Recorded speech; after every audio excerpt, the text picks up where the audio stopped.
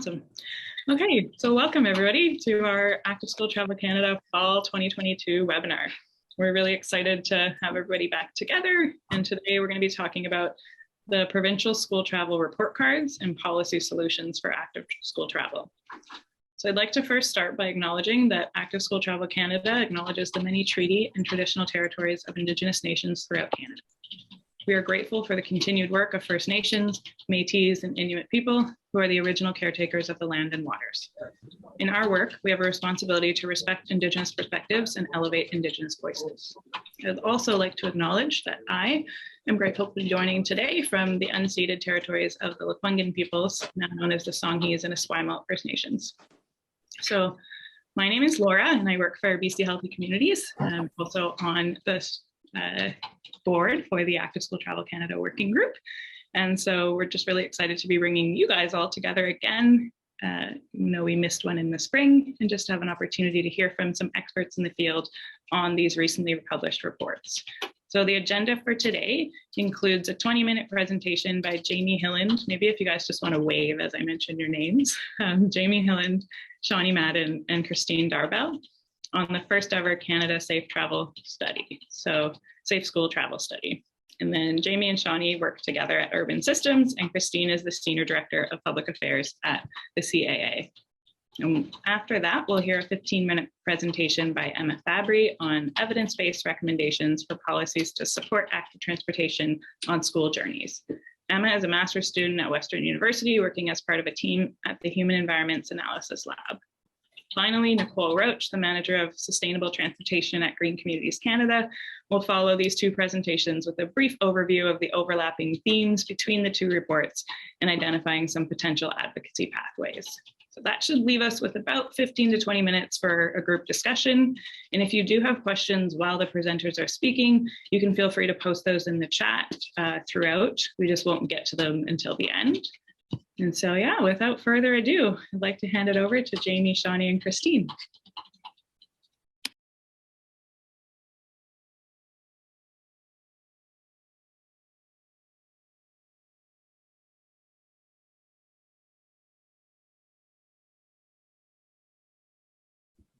You're still muted there, Shoni.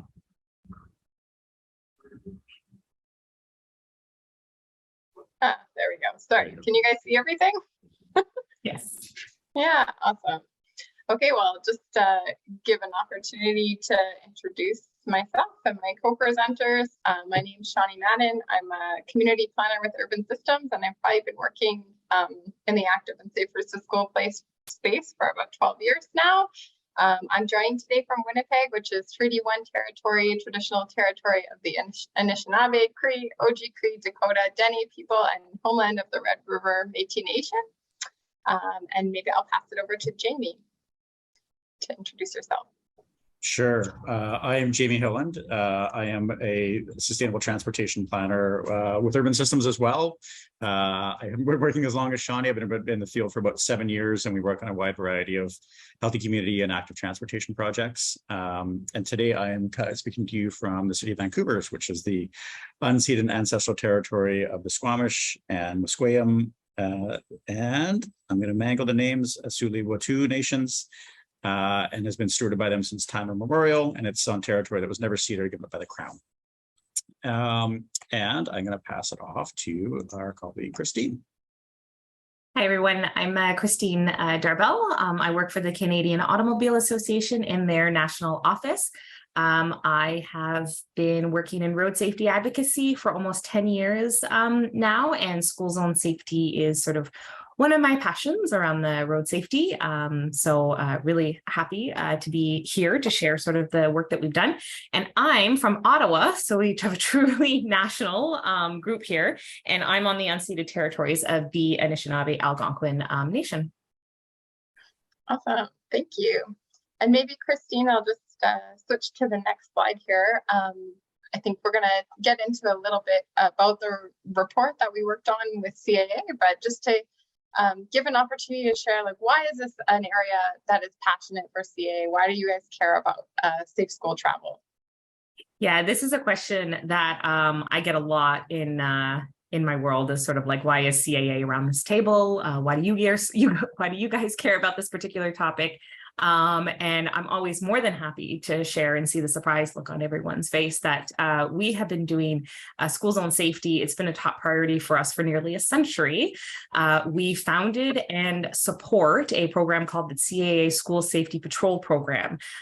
So some of you might be familiar with this. That's the kids in the vests that help their peers get to and from school. So we have foot patrollers, sort of in the picture that you see right here, helping kids cross the street. And then we also have bus patrollers, and they sit on the bus, making sure that everyone is safe on the bus and getting on and off the bus as well.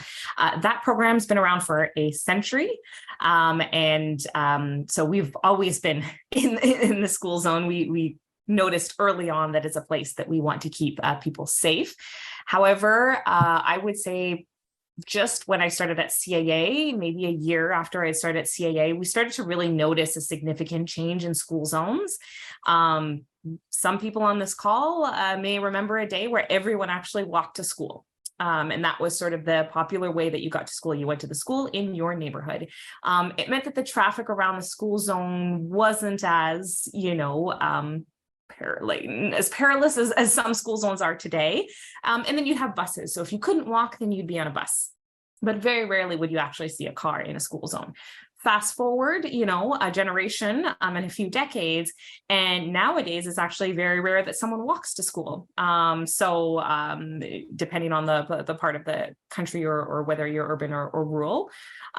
So we started to notice that shift. And while we had the school zone safety patrol program that was really put in place in a day where people actually walk to and from school, we realized that we needed to do a little bit more because we're seeing a lot more congestion, a lot more different mobility inside the school zone. It's not just cars, it's not just buses, but there's bikes, there's scooters, there's a whole bunch of different, there's skateboards, rollerblades, whatever, there's a lot of different ways to get to and from school. So we realized that we had to sort of expand our look at the school zone and not just concentrate on the foot traffic to and from school zones. So what other things that we do other than the school safety patrol program is we do a lot of public opinion research. We try to do it every couple of years where we ask parents sort of what are their major concerns, what have they seen in the school zone. We try to update that as often as possible, and it sort of gives us an opportunity to talk to parents, whether it's through media interviews, through social media campaigns, on our website, providing information to stakeholders like the group that we see here. Here's sort of what parents think are the worst things that are happening in our school zones, and then how can we address that? And then a couple of years ago, we also decided to get sort of into the data collection side of school zone safety, and we created a school zone safety assessment tool, which is meant for volunteers and stakeholders who are interested in being able to collect data about their school zones, because it is a reality that every school zone is different. Just like every snowflake is different, every school zone is different. And we realize that, and every school zone is going to need a different solution. While, we'll get into the report very soon, and there are some overarching things that our provincial, municipal, and federal governments can do. In reality, some of the tactics on the local level are very unique. So we created this tool that parent volunteers, CAA employees sometimes can show up to a school zone, collect data on what they see in the school zone. So it's kind of like a little virtual assessment that you could do on your phone. And then all that data is fed back into a database in real time that stakeholders can review, do a little report, figure out sort of what's going on, and then can follow up with another assessment after sort of any traffic calming has been introduced to see if the problem was resolved. So that tool is for free, available to the public, anyone who's interested in wanting to do an assessment in their school zone. It's quite popular in Saskatchewan, actually. It's one of our most popular provinces that uses this tool, but it's been used in Quebec, in Ontario, in Atlantic Canada, and in a lot of other different places across the country. So that is why CAA, and that's why I am here at the table today. Thank you so much for that. So that helps set the stage for why CAA has partnered with us to do this important national study on getting kids to school safely across Canada. And the inspiration for this work also came from the United States, where they do a report like this across the country as well. It's a more formal Safe Routes to School program there, so they have like very good data for each state in the country. But this report really was, we started it in the summer of 2021. It was intended to examine what different provinces are doing related to active and safe school travel. And the way that we did this report was through surveys and telephone interviews, as it was during the pandemic. So, and we were connecting across different provinces across Canada. So we had a lot of phone calls with different provincial staff, Ministry of Transportation staff, and as well as the territories, just to look at the policy, fundings, and programs that were conducted across Canada. And just to note that, like, we did work with the CAA member clubs in order to come to a consensus on what we would be looking at and what the content of the report was. And so, yeah, it really speaks to each local province and how they're connecting in the community. So the report looks at each province and territory in 4 core areas. So we looked at funding, resources and education, legislation, policy, and design. And then we had a bonus area which really celebrates the leaders in children's mobility and focuses on promoting practices, programs, and built environment improvements that are just sort of unique or non-traditional. So we looked at 25 specific areas, which we looked at whether or not they met that criteria. And yeah, it was done a lot by surveys, a review online of current policy, funding, or design standards that were publicly available from each jurisdiction. And so I'm just going to quickly chat through what went in each criteria there of our 4 core areas. So for resources and education, we looked at whether or not the province had a staff member that was focused on children's mobility. So was that in their portfolio? Whether or not the province had a department that worked to improve active school travel outcomes, and if the province contributed or territory contributed to pedestrian and cycling education in schools. And so what we found is that a lot of provinces indicated that they had a dedicated staff person, but only a few could point out specific positions within their civil service that had that within their portfolio. Typically, departments that were involved were from education, transportation, and health. Several provinces had pedestrian and cycling education programs that they supported through external or internal delivery partners, and those were in Quebec, Manitoba, and BC. For legislation, policy, and design, we looked at whether the province had provincial active transportation design guidelines to shape the built environment. So fewer than half the provinces had these guidelines. Manitoba, Saskatchewan, Newfoundland, Northwest Territories, and Yukon did not. We looked at the provincial active transportation design guidelines, if they recommended that school zones be set at 30 kilometers per hour, designed and signed as such. And it was BC, Quebec, and Newfoundland that recommended that 30 kilometers per an hour school limits be in place. We also looked at which communities had a Vision Zero policy or road safety strategy in place. Which we found in BC, Northwest Territories, Alberta, Manitoba, Quebec, and PEI. Whether the province had complete street policies in place. Did they have planning documents that referenced complete streets? Is this something that they were trying to promote to municipalities throughout the province? And we did find that in BC, Manitoba, Ontario, and Quebec. We looked at other planning documents from the province. Where did they identify that children's mobility was a priority within the provincial government? And we did find that that was pretty consistent, that it does come up across most. We did not find a lot of content on school siting. So that's for where school boards site and establish schools. Is there any guidance from the province to do that in a way that keeps in mind and promotes walking and cycling to school. So we did find some resources supporting that conversation in Manitoba, Quebec, New Brunswick, and Nova Scotia.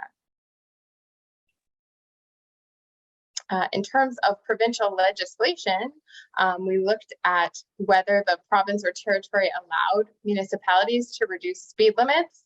And that was one area that everyone's doing. There's a couple of those. So everyone also issues demerits for speeding and issues demerits if drivers don't stop for the school bus, issues demerits for failing to stop for a school bus. So those are some areas that everyone's moved forward on, which was great. Enabling school zone reductions, we found that was pretty clear that it was allowed in every province and territory except for PEI. It wasn't made clear in their documents that was the case. The 1 meter passing distance, that is in provincial legislation in Ontario, Quebec, Nova Scotia, New Brunswick, Newfoundland, and PEI, and others that are working on it, but not quite there yet. So a lot of progress still to go. And then I will maybe pass it off to Jamie to talk about some of the other areas. So getting into provincial support. Great. Thanks, Shoni. Yes, so we also want to see what sort of dedicated resources the provinces would have towards children mobility. So we asked if the provinces had dedicated staff members that were solely focused on children mobility. We only found 3 provinces with that. It was Quebec, New Brunswick, and Nova Scotia. So that's a big area that's of concern still. We also asked if there was more than one department that was working to improve active travel outcomes in kids. And so that was actually more universal, except for the territories, so Yukon, Northwest Territories, and Nunavut. And then we asked about contributing provincial funding towards pedestrian and/or cycling education in schools. And so most provinces, again, indicated that they do that in some levels. Sometimes it was external or internal. So the only outliers were Yukon, Northwest Territories, Nunavut, and Newfoundland. And the only other piece that we would add is that we did find there was a sort of a distinct lack of pedestrian education programs happening. It's mostly focused on cycling education at this point. Next slide. We also wanted to see if provinces were accessing federal funding. And the study was done just before the launch of the Federal Active Transportation Fund. And so at the time, the main funding stream was the Investing in Canada Infrastructure Program that has some streams under it. And so we asked what provinces were accessing that for specifically active transportation projects. And so that was most of them. We found was probably 8 out of the 13 or 9 out of the 13. We also wanted to see if those agreements included targets to increase active transportation mode share, obviously with active school travel being a subset of that. And again, similarly, it was about 9 out of the 13. And then lastly, whether they accessed other federal types of active transportation funding. So this one, we said the Active Transportation Fund, the SCM Green Missile Fund, or other grant funding programs that are available. And that one was a little bit smaller, Yukon, Saskatchewan, Ontario, Quebec, PEI, and Nova Scotia. So there's still a lot of work for provinces to really try and access some of the federal grant programs that's out there to support active transportation and active school travel. Next slide. Provincial funding, we also want to see if they had for municipalities for active transportation. And this is still somewhat of a new one. We see some provinces jumping ahead a bit on this one, and other ones sort of lagging behind a little bit. And so that we found was happening in BC, Alberta, Quebec, Prince Edward Island, Nova Scotia, and Newfoundland. Then we also wanted to see if there was provincial funding to support 18 network planning. And that's a lot of the work that Shoni and I do in communities and to see, because that's sort of the first step is to identify what the network needs to happen. And that's only happening in 4. That was only happening really in BC, Quebec, Prince Edward Island, Nova Scotia again. And then we wanted to see if they had dedicated active transportation infrastructure funding, if that was really a set aside from the province in terms of their budget. And again, that's only a few. We saw that in 5 of the provinces. That was BC, Saskatchewan, Quebec, PEI, and Nova Scotia. And then 4th, we want to see if they had matching provincial funding for municipal active transportation projects. It's not happening everywhere for sure. And that was only in 4, and that was in BC, Alberta, Quebec, and PEI again. And then lastly, provided funding for children mobility programs. So that would be active and safe for the school programs or other types of initiatives. And most provinces and territories, again, indicated they were providing it. I would say the qualifications for what they understood to be providing that funding, I think, was a little subjective sometimes, but a lot of them do say that they are putting towards those efforts. Next slide, Shoni. And then the bonus areas like provincial data and targets. We really want to see some accountability in terms of publishing data on rates of active school travel province-wide. That was only happening in 3 provinces at the time of the study, and that was BC, Quebec, and New Brunswick indicated that they do collect and publish those. And then a second bonus point for that was they adopted goals to increase walking and cycling mode share at schools. And at the time, it was only BC and Ontario were sort of the 2 leaders in that realm. None of the other provinces are really doing data collection. So again, this goes further to the work that we're doing with Nicole and Green Communities Canada. This is a real significant data gap in terms of understanding the scale or the scope of the problem at this time. And that's sort of uniformly across in communities across the country. Next slide, Shoni.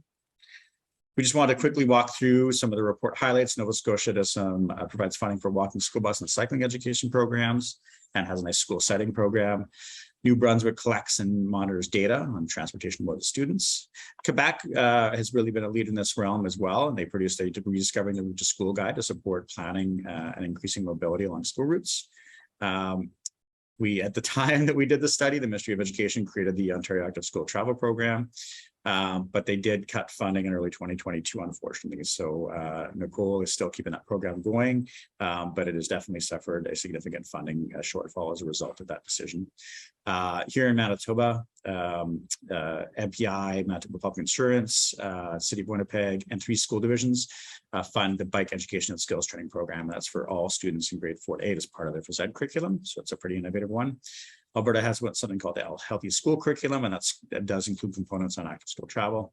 And again, for Laura and BC, they launched the Active School Travel Pilot Program in the fall of 2020, but funding is still TBD. I think Laura can speak to that one, yes, whether it continues on going forward. Next slide, Shoni. Last, we want to highlight just Yukon and Nunavut are doing some pretty cool stuff too.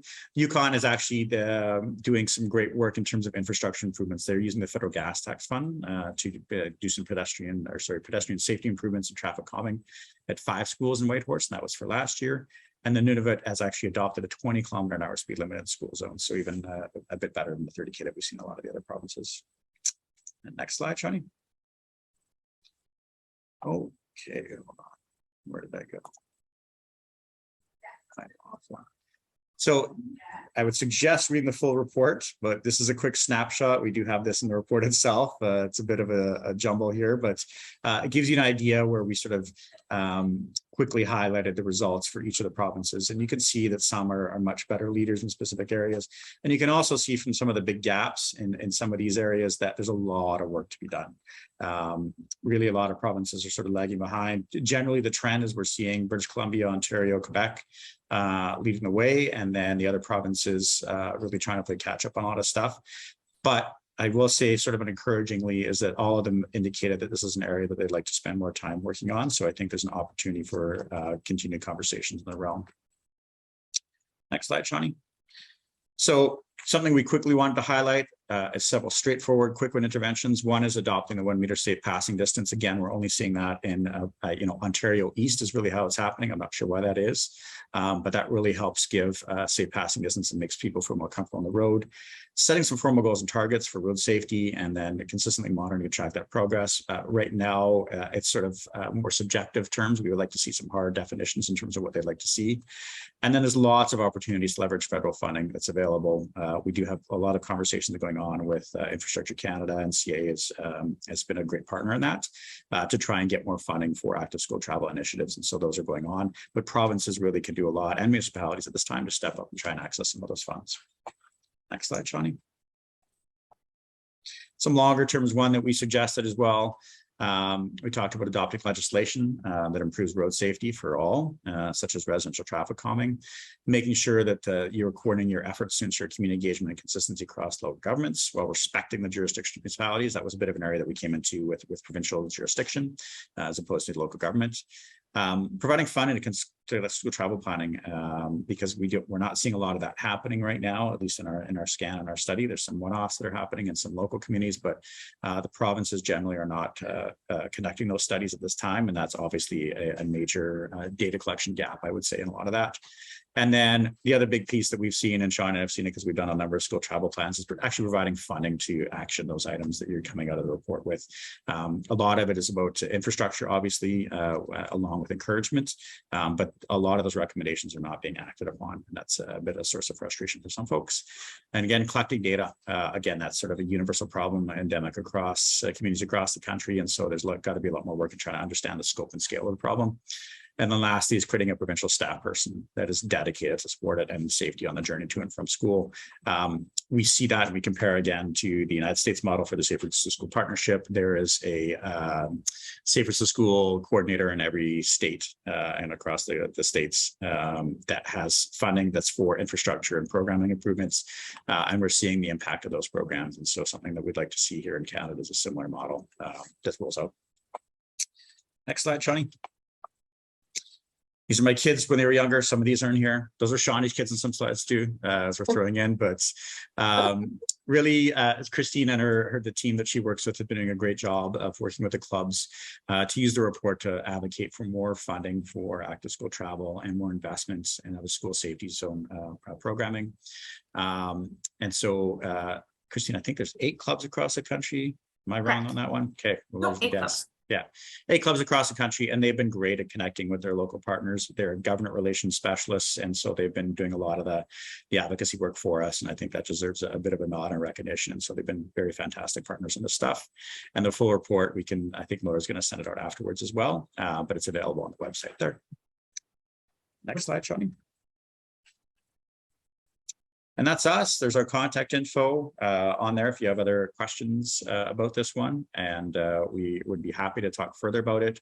The other piece that I will add, Kristine and I had a nice surprise when we were in Ottawa a few weeks ago meeting with Infrastructure Canada staff. They have read and been using the reports to try and understand what the context is for active transportation across Canada. So we're nice to see some traction happening there. That's awesome. It. Yeah. Thank you so much, you guys. So yes, I will be sharing out the presentation slides and any links to some of the tools that were mentioned in reports. So we will do that afterwards. And just a reminder to everyone, so if you do have questions about that presentation, either make note of them yourself so you can ask at the end, or just post them right in the chat. I will now hand it over to Emma.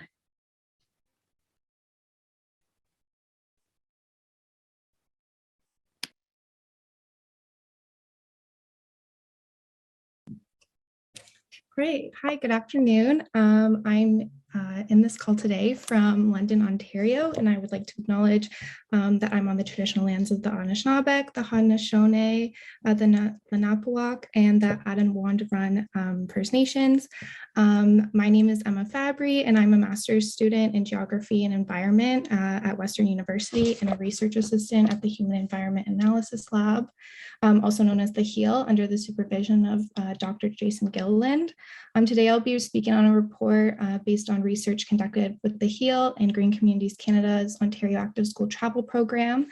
I'll provide an overview of the report components and then highlight some key recommendations from the report that align with the findings of the CA and Urban Systems report.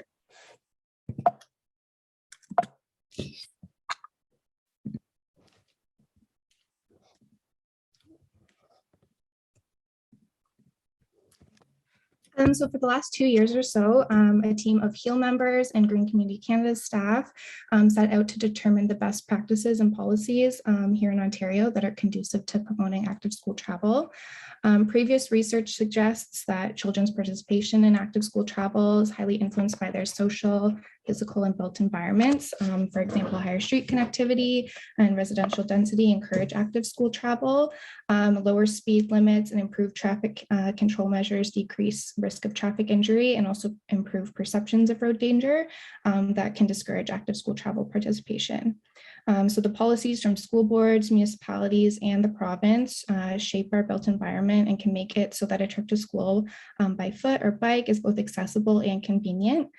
So parents and children should feel safe and comfortable during active travel trips and work away from car culture in Ontario.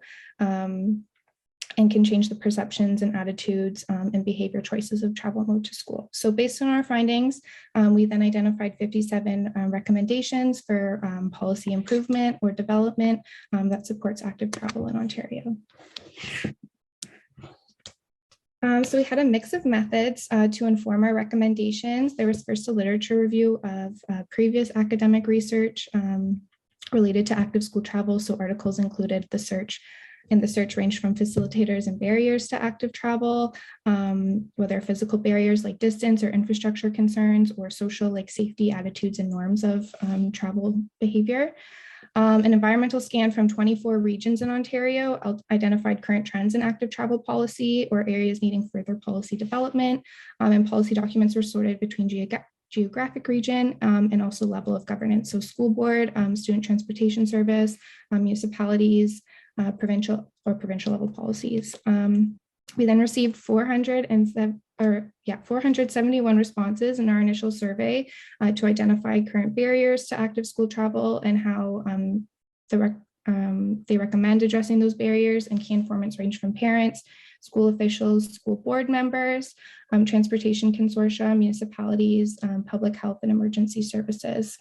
So from this, we compiled a list of draft policy recommendations and then interviewed or surveyed another 35 key informants to identify improvements or gaps in our recommendations. So we landed at 57 final recommendations in the areas of planning, infrastructure, school sites, student transportation, and school travel planning.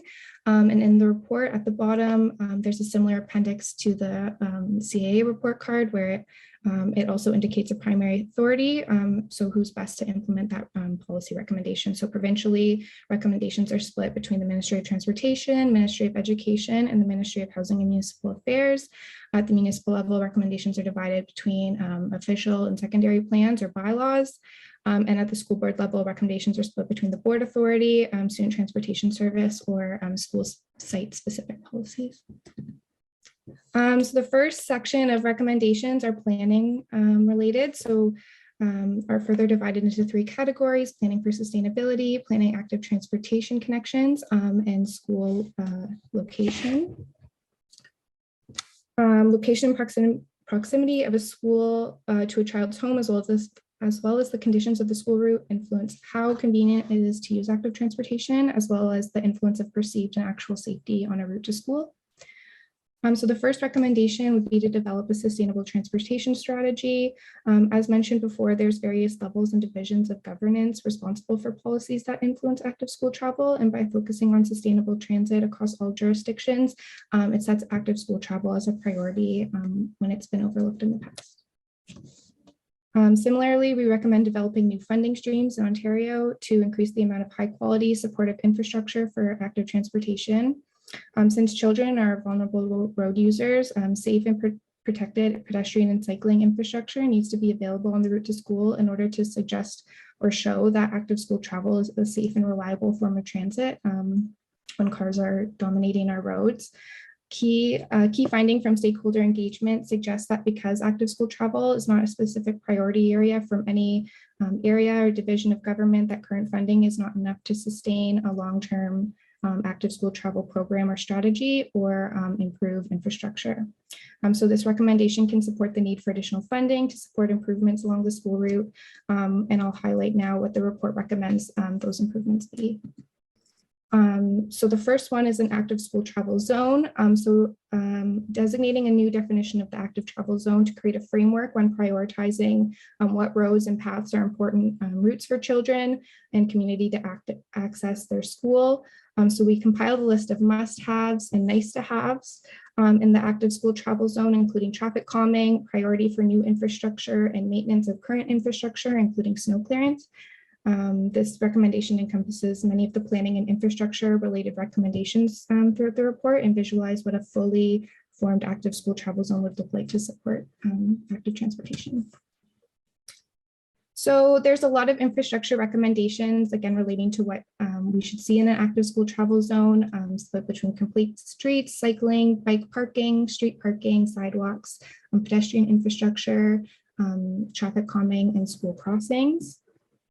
Another key finding of the report suggests that perceptions of a school zone being unsafe for students to walk or bike leads to a lot of driving that occurs during drop-off and pickup. So building a school zone that feels safe will help encourage active travel.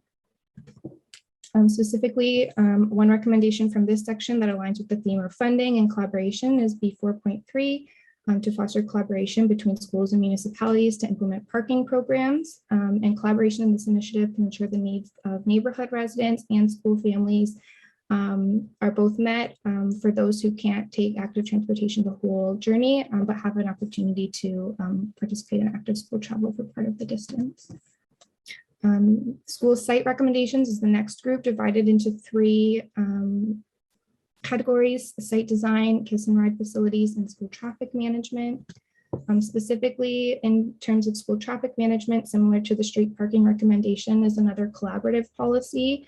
And it would be to develop a management plan for each school, working in collaboration with the municipality to create a safer arrival and dismissal experience for families accessing the school site when it can be pretty hectic. So a traffic management plan can improve the safety concerns so that danger or perceived danger is not a barrier to participating in active travel. Student transportation service recommendations were the next group into 4 categories: redefining student transportation, school bus stop locations, a walking distance criteria, and then transportation service vehicles. Again, the term student transportation should be inclusive to all students, whether or not they qualify for school bus service. And this new definition can set an example to show that active school travel is a legitimate form of transportation that needs the same level of attention, funding, and planning as bus routes and car networks do. Aligning with the CAA report, a new student transportation definition that considers all students and not just bus students provides an opportunity to dedicate staff responsible for encouraging active travel. The final group of recommendations related to school travel planning are divided into funding and partnerships, or education and encouragement. There are many recommendations here to support programming in many areas of active school travel, from education of cycling and pedestrian skills, to build confidence and enjoyment of active travel among students, to educating all road users about safety in school zones, to create a safe traffic environment around school. There's also recommendations for programming to include active school travel and environmental stewardship education as a sustainable method of transit. Funding and partnerships. Active school travel programs are limited in a number of schools and typically funded through unsustainable means such as grants. And a main finding from the stakeholder engagement suggests that programs need to be permanently funded through community partners, school boards, or municipalities to continue to prioritize active school travel programming. Another challenging factor is that due to the nature of active school travel, that the champions involved are obviously ongoing and changing. So school leadership changes often, parent communities change often. And so when funding opportunities come and go, so do the people involved in school-based programming, and having more aligned programming across the province or school boards can help keep permanent education going. So there needs to be consistent funding to school boards or the transportation consortia to ensure that program development can survive over time, and that schools are resourced to survive leadership and community turnover. Additionally, legacy components like videos or toolkits that come from school travel planning initiatives should be shared widely so that schools with less funding can benefit from them as well. And that educational messaging is consistent for students across the province. So overall, active travel is influenced by a range of factors, and policies range from sectors to play a role in shaping the built environment of students and attitudes and behavior choices of children and families. The findings of the recommendations The findings and recommendations in this report serve municipalities, school boards, and transportation consortia as a guide to inform policies, infrastructure, and programming developments that support families in choosing active travel modes. From meeting with key informants, we know a lot of what we've recommended is often happening at local levels across different regions in Ontario. So the current best practices are highlighted, and this tool can support and streamline efforts made by current active travel champions across the province. And our hope is that further development of active school travel policy means that programs can be sustained long-term and address different levels of barriers to active school travel, whether that be changing attitudes towards travel mode, improving infrastructure and traffic safety, to making it more convenient to choose active travel, in hopes that a culture of active transportation is strengthened across the province for future generations. So I'd like to acknowledge the team behind this report. It wasn't just me, there's a team, Melissa, Andrew, Jason, Danielle at the heel, Nicole, Kate, and Selena from Green Communities Canada, and then the Ontario Active School Travel Council, all the key informants that helped inform our recommendations, and the financial support from Green Communities Canada, MyTax, and the Ministry of Education. If you have any further questions, that's my contact information and the information for the HEAL Lab, and you can find the report on the Ontario Active School Travel website. Thank you so much, Emma. So again, I will reshare out all of that contact information and links to the reports and the slides as well. And Nicole is going to now talk to us about the commonalities that she found between the two reports. Yes, I'll go very quickly because we want to leave some good time for questions.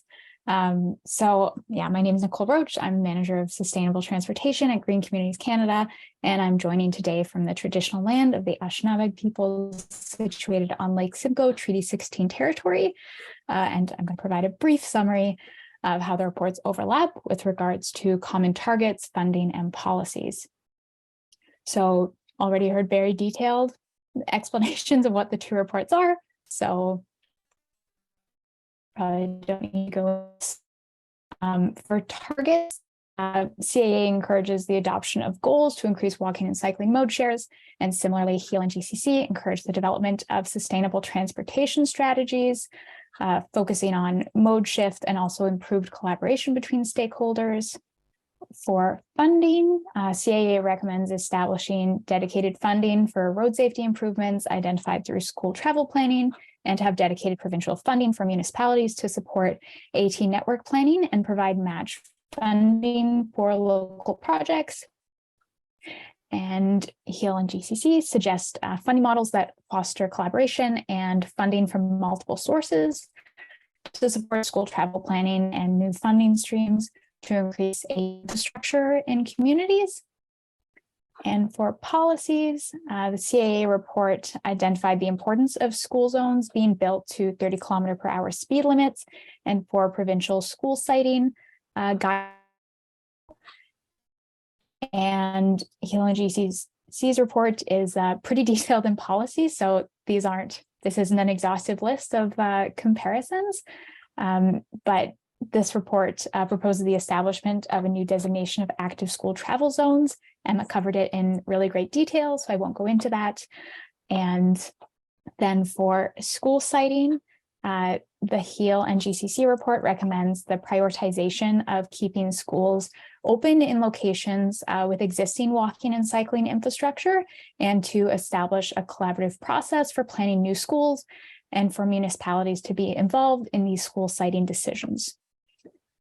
So to wrap it all up, both reports support the adoption of strategies, goals, and action plans to support mode shift. They support dedicated funding streams for STP improvements and AT planning and infrastructure for municipalities through greater collaboration between multiple stakeholders. And they also support measures such as reduced speed limits to improve school zone safety and to prioritize active school travel in school siting guidelines and decisions. So while there are many more interventions identified in these reports, we believe that identifying some key themes of overlap is valuable in establishing some core asks when engaging with decision makers, and for building support for policies that will have the biggest impacts in improving safety and supporting active school travel. So hope that you found it useful as well. But there's really, really great information in both of these reports. So I definitely encourage you to dig into them further. And yeah, thank you for listening. I'll stop sharing and we can open it up to questions.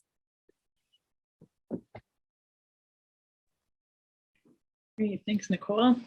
Okay, so if you want to, feel free to turn your camera on. If you have any questions for any of the presenters, so just direct them toward that presenter. So I see, Tracy, you've got your hand up. Go ahead. Thank you. That was wonderful. Thank you to all the presenters. That was amazing. I have a question about the active school travel zone, which is a great idea.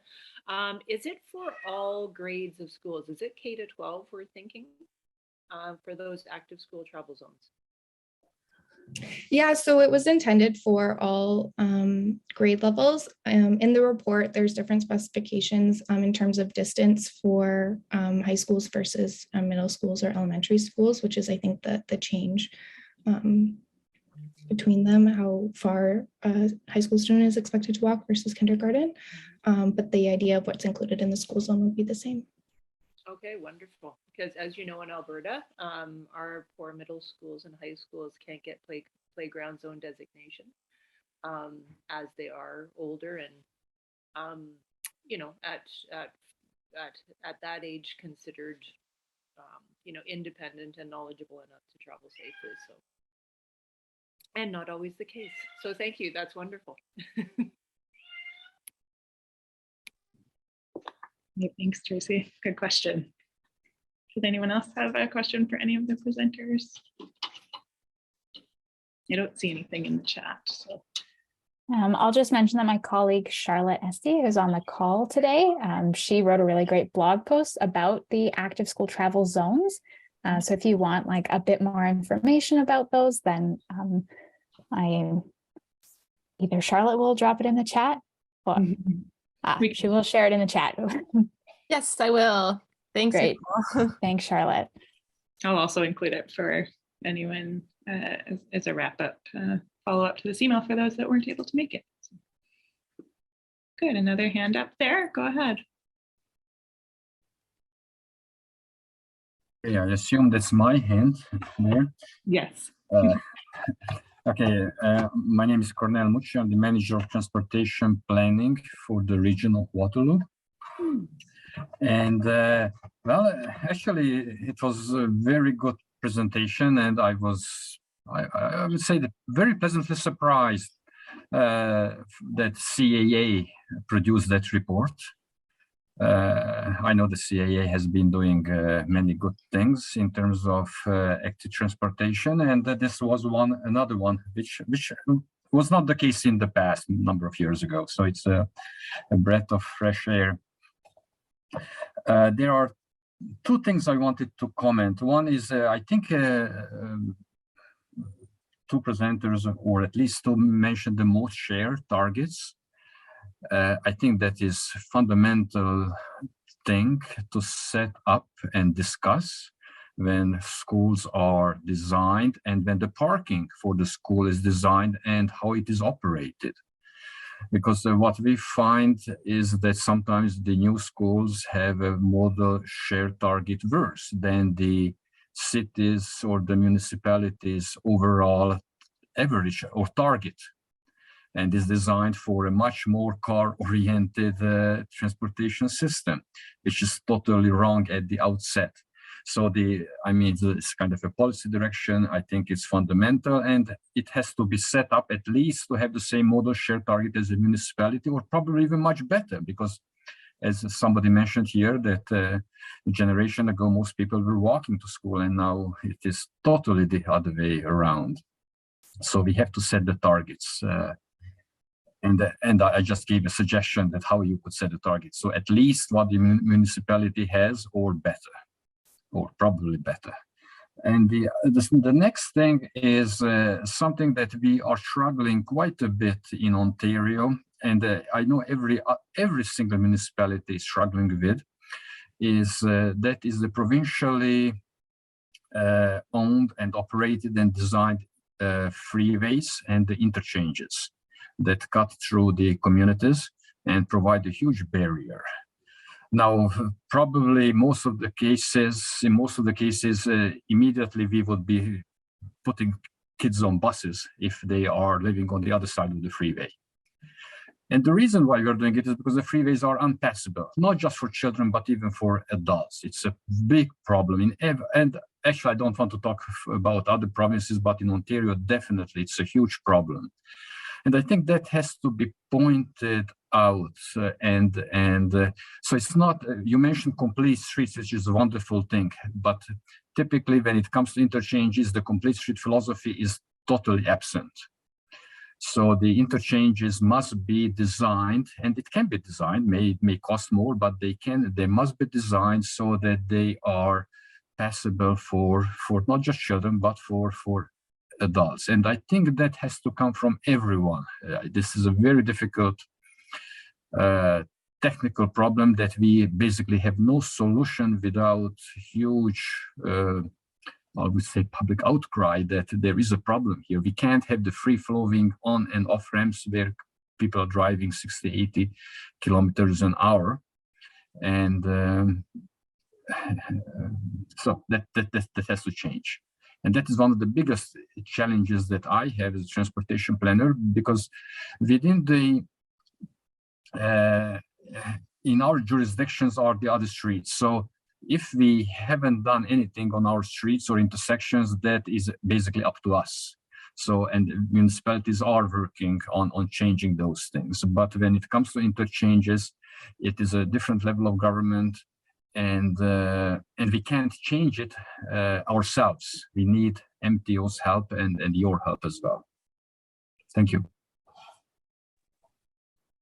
I'll jump really quickly on that one. Sorry, Laura. I think Megan Woods from the Township of Langley on the call. We just did a study and a project in the Township of Langley where we built a new interchange that did include pedestrian and cycling elements to it. The 216 corridor, if you ever want to look at it, 216 and Trans-Canada Highway.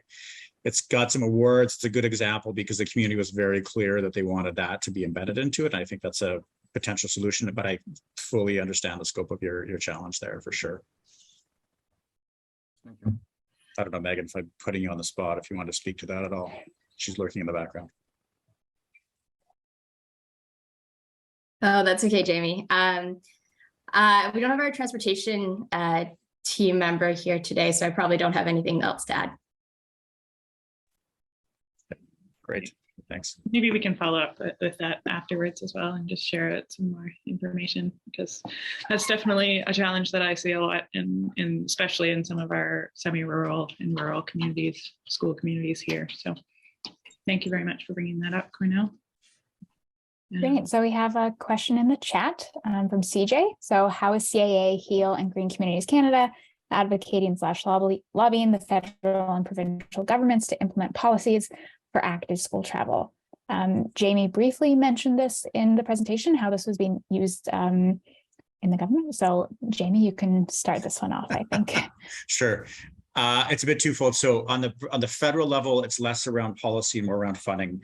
As we know, the federal jurisdiction, they don't have many policy levers that they can pull in terms of built environment design, but they certainly can use their enormous revenue generating powers that they have to fund a lot of this work. And so I think that's where Kristine and Jason Kerr, Ian Jack, and part of the Canadian Active Transportation Alliance that we all sit on has been particularly effective. And so that's why we saw the impetus. They've been advocating it for longer than I have, but I've only been in it for 7 years, but lobbying for an active transportation strategy and the active transportation fund. And so at this point, we're lobbying for sort of an increased investments. We do know that it was heavily subscribed. So I think at the federal level, at the provincial level, I think, this is more in Kristine's realm. The clubs have been doing a great job of advocating for it as well.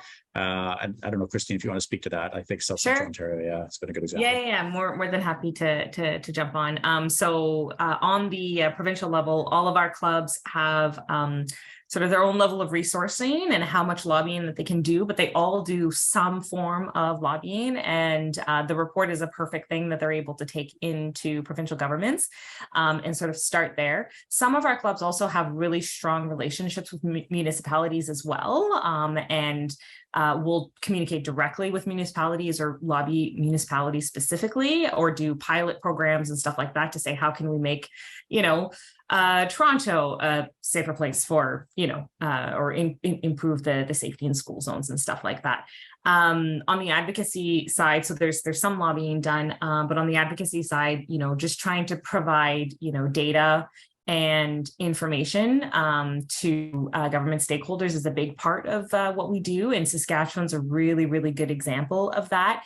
They use these CAA school zone safety assessment tool, and all that information is shared not only with the school, but with interested school boards and with the provincial government there as well, so that they can sort of make decisions based on the data that's coming in.